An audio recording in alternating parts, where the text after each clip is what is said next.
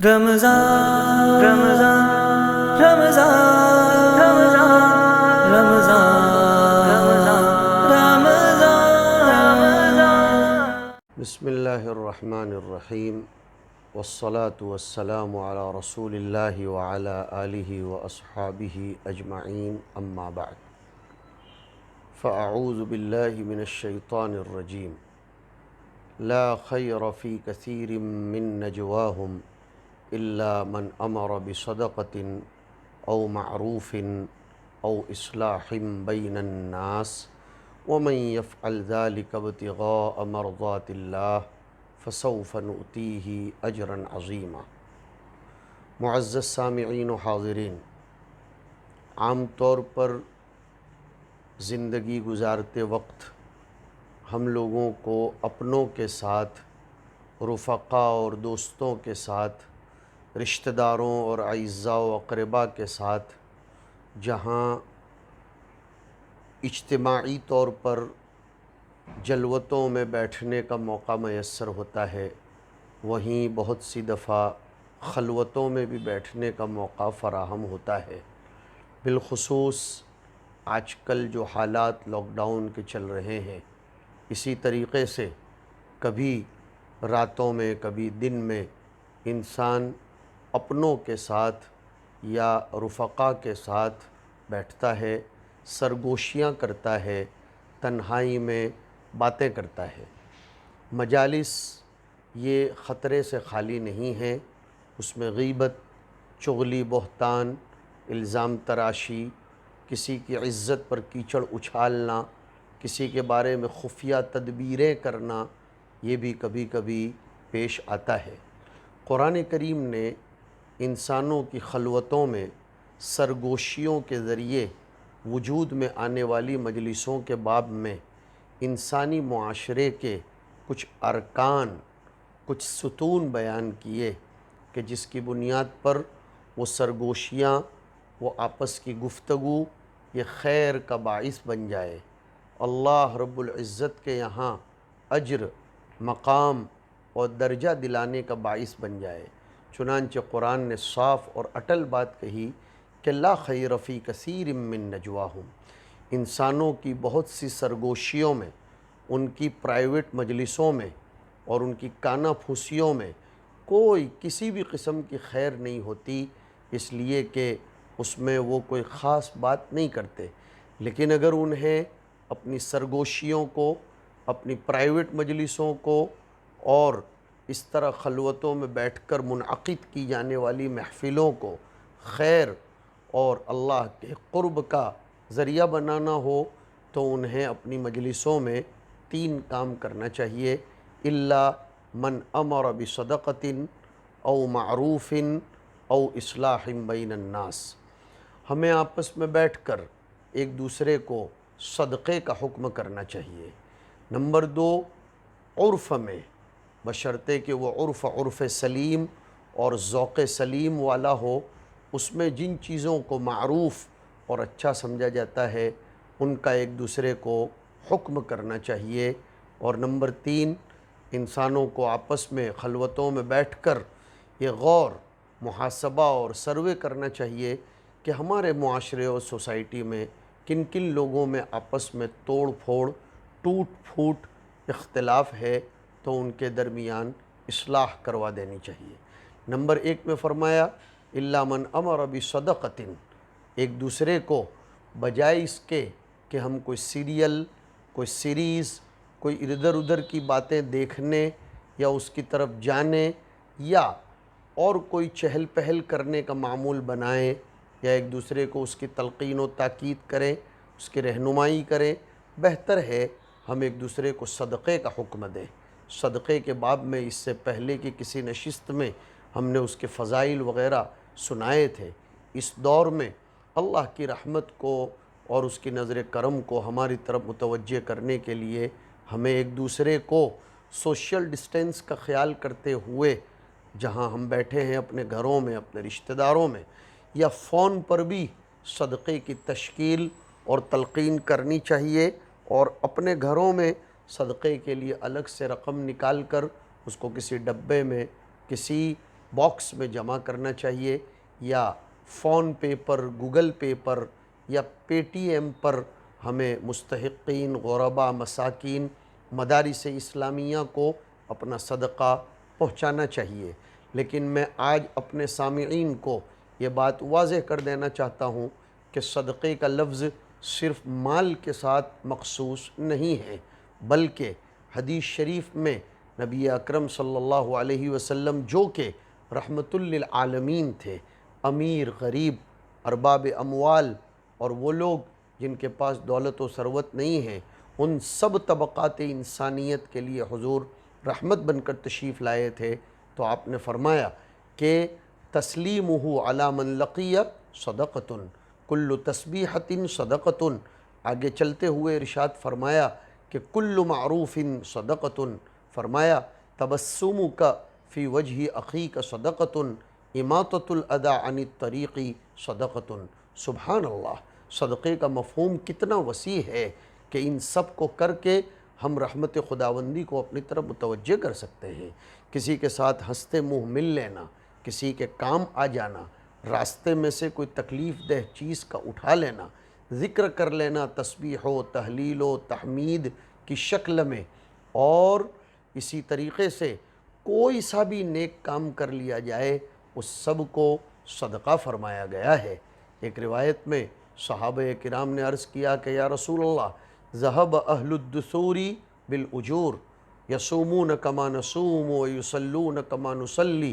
ویتصدقون ولیست لنا اموال نتصدق بہا، کہ اللہ کے رسول یہ مالدار لوگ تو صدقے کی فضیلتیں خوب حاصل کر رہے ہیں۔ اہل الدثور بالاجور، یہ مالدار اجر و ثواب کو بکثرت لے کر جا رہے ہیں، روزے وہ بھی رکھتے ہیں، ہم بھی رکھتے ہیں، نمازیں وہ بھی پڑھتے ہیں، ہم بھی پڑھتے ہیں، لیکن ہمارے پاس تو مال نہیں ہے، ہم صدقے کی فضیلت اور اس کا اجر و ثواب حاصل نہیں کر سکتے۔ حضور اکرم صلی اللہ علیہ وسلم نے فرمایا ایسا نہیں ہے،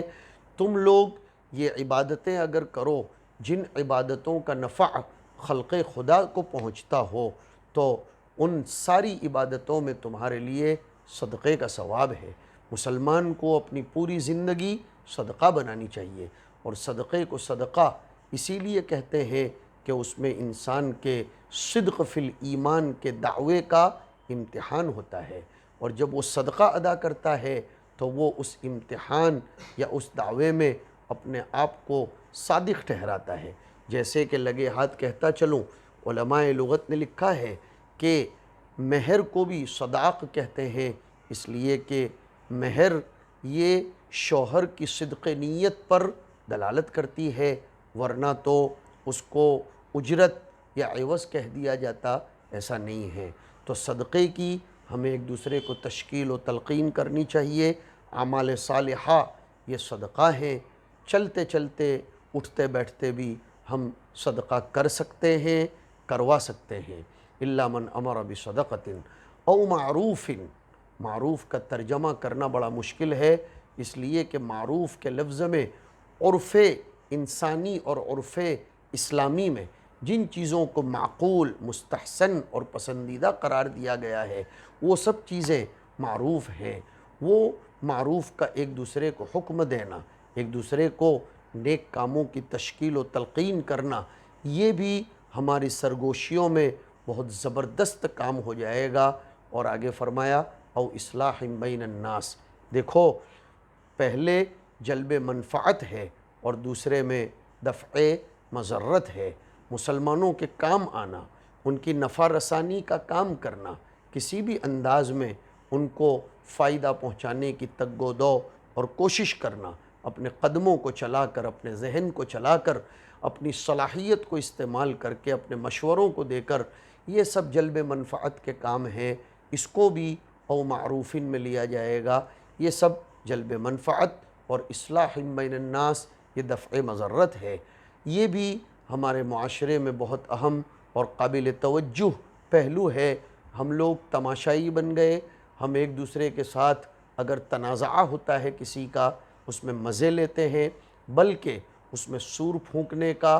راکیل اور تیل ڈالنے کا کام کرتے ہیں۔ قرآن کریم نے فرمایا کہ نہیں، انسانی معاشرے کی بنیادیں مستحکم، مضبوط اور استوار ہونی چاہیے، سب ایک دوسرے کے ساتھ مل مل کر رہنے چاہیے، اور اگر آپس میں کوئی ٹوٹ پھوٹ ہو جائے تو ہمیں کوئی بلائے اور ہم جائیں، ہمیں کوئی پڑھاری اور ہمیں چودھری سمجھ کر کوئی مدعو کرے اور پھر ہم وہاں جا کر بیٹھے، یہ جذبہ نہ ہو، بلکہ ہم سامنے چل کر دو جماعتوں، دو قبیلوں، دو خاندانوں یا دو افراد یا دو گاؤں یا دو جماعتوں کے درمیان اصلاح کا کام کریں، صلح پیدا کروانے کا کام کریں۔ یہ صلح پیدا کروانا اتنا بڑا ثواب ہے، نبی کریم صلی اللہ علیہ وسلم ایک روایت میں ارشاد فرماتے ہیں کہ میں تم کو ایک عمل ایسا بتانا چاہتا ہوں جس کا ثواب روزوں، نماز، تہجد اور بہت ساری عبادتوں سے افضل ہے۔ صحابہ نے فرمایا ضرور بتائیے۔ فرمایا مسلمانوں میں آپس میں صلح پیدا کروانا، ان میں آپس میں جوڑ پیدا فرمانا، اور ایک روایت میں فرمایا ایاکم وفساد ذات البین، خبردار آپس میں ٹوٹ پھوٹ پیدا مت کرنا، آپس میں الگ الگ جماعتوں میں بٹ مت جانا۔ کیوں؟ فرمایا کہ فساد ذات البین ہی الحالقہ، کہ جیسے استرا یہ سر کے بال کو مونڈ دیتا ہے، ویسے آپس کا تنازعہ اور آپس کا اختلاف اور فساد یہ تمہارے اخلاق کو، تمہارے وجود کو، تمہارے دین کو اور تمہارے کارناموں کو، تمہارے صنائع کو، سب کو مٹا کر خاکستر کر دے گا، اور تمہارا نام و نشان بھی نہیں رہے گا۔ ہمیں تفرق نہیں کرنا چاہیے، ہمیں رفیق بن کر رہنا چاہیے، فریق بن کر نہیں۔ اللہ تعالیٰ نے جن لوگوں کی زبان میں تاثیر رکھی ہے، جن کو عقل دی ہے، جن کے دماغ میں اللہ تعالیٰ نے ذہن ثاقب رکھا ہوا ہے، انہیں چاہیے کہ وہ مسلمانوں کے درمیان صلح کروانے کی کوشش کرتے رہیں۔ صلح کروانا اتنا بڑا عمل ہے۔ بخاری اور مسلم علیہم الرحمٰن ایک روایت نقل کی جس کا خلاصہ اور مفہوم ہے کہ حضور اکرم صلی اللہ علیہ وسلم کو پتہ چلا کہ مدینہ منورہ میں کافی دور 7-8 میل کے فاصلے پر بنو عمرو ابن عوف میں، اسی طریقے سے ایک مرتبہ پتہ چلا کہ بنو سلیمہ میں کچھ آپس میں چکمک ہو گئی ہے۔ حضور اکرم علیہ السلام مستند قول کے مطابق ظہر کی نماز کی امامت کو ترک کر کے حضرت ابو بکر کو خلیفہ مقرر کر کے حضرت بلال کو اس کا امر دے کر اس قبیلے میں آپس میں صلح کروانے کے لیے تشریف لے گئے، اور وہیں آپ علیہ السلام نے ظہر کی نماز ادا فرمائی۔ عجیب بات مفسرین نے لکھی ہے کہ حضور صلح کروانے کے لیے تشریف لے گئے تھے، آپ کی 16-17 مہینے کی دیرینہ جو تمنا تھی، جس تمنا کی منظر کشی قرآن نے پیار بھرے لہجے میں فرمائی کہ قد نرا تقلب وجہک فی السماء، نماز میں ہم بار بار آپ کی نگاہیں آسمان کی طرف اٹھتے ہوئے دیکھتے ہیں، ہمیں معلوم ہے کہ آپ اس کے مشتاق و منتظر اور تڑپ رہے ہیں کہ میرا قبلہ اور میرا رخ دوبارہ کعبۃ اللہ بن جائے۔ مفسرین نے لکھا کہ حضور مخلوق کی فکر کرنے گئے تھے صلح کروانے کے لیے، اللہ نے اسی موقع پر اس قبیلے کی مسجد میں ظہر کی نماز میں آپ کی تمنا کو پورا فرما کر 2 رکعت کے بعد پھر چالو نماز میں آپ کو حکم دیا اور آپ کی تمنا پوری فرمائی۔ وہاں علماء نے لکھا کہ جو نیک نیتی سے مسلمانوں میں آپس میں صلح کرواتا ہے، اللہ اس کی جائز تمناؤں کو پوری فرماتا ہے اور اس کو مرکز ہدایت کی طرف پھیر دیتا ہے، اس کا رخ کر دیتا ہے۔ لیکن اللہ نے آگے ایک شرط بیان فرمائی کہ صدقہ ہو، معروف ہو یا اصلاح بین الناس کا عمل ہو، یہ سیاسی اغراض کی بنیاد پر نہیں ہونا چاہیے، شخصی مفادات کی بنیاد پر نہیں ہونا چاہیے، ریاکاری و تشہیر، سمعت و صیت کے حاصل کرنے کی بنیاد پر نہیں ہونا چاہیے، ورنہ تو اس کا نام و نشان بھی نہیں حاصل ہوگا۔ فرمایا وَمَن يَفْعَلْ ذَلِكَ ابْتِغَاءَ مَرْضَاتِ اللَّهِ، جو ان اعمال صالحہ کو صرف اور صرف اللہ کی رضامندی طلب کرنے کے لیے کرتا ہے، فَسَوْفَ نُؤْتِيهِ أَجْرًا عَظِيمًا، ہم اس کو بہت بڑا اجر دیں گے۔ آئیے آج ہم اس پیغام پر عمل کریں کہ ہم چونکہ فرصت لے کر بیٹھے ہوئے ہیں، ہمیں فکر ہونی چاہیے ہمارے خاندان میں کن افراد کی آپس میں جمتی نہیں ہے، ہماری کس کے ساتھ نہیں جمتی ہے، ہم صلح کروانے کی کوشش کریں، اس کا بیڑا اٹھائیں، اس کے لیے ہم اللہ کے پاس مدد طلب کریں۔ نیز اس لاک ڈاؤن کے زمانے میں ایک دوسرے کو صدقے کی، معروف کی تشکیل، تلقین اور ترغیب دلائیں، تو پھر ہماری یہ جلوتیں اللہ کے نزدیک قرب دلانے کا ذریعہ بنیں گی، اور ان اعمال کا ثواب بھی رمضان المبارک میں کئی کئی گنا تک بڑھ جاتا ہے۔ حق تعالی شانہ ان حقائق پر عمل پیرا ہونے کی ہم سب کو توفیق نصیب فرمائے۔ وصلی اللہ علی النبی الکریم۔ ہے ہند میں انوکھا مرکز تحفظ دین، یہ دین کا ترجمہ ہے مرکز تحفظ دین۔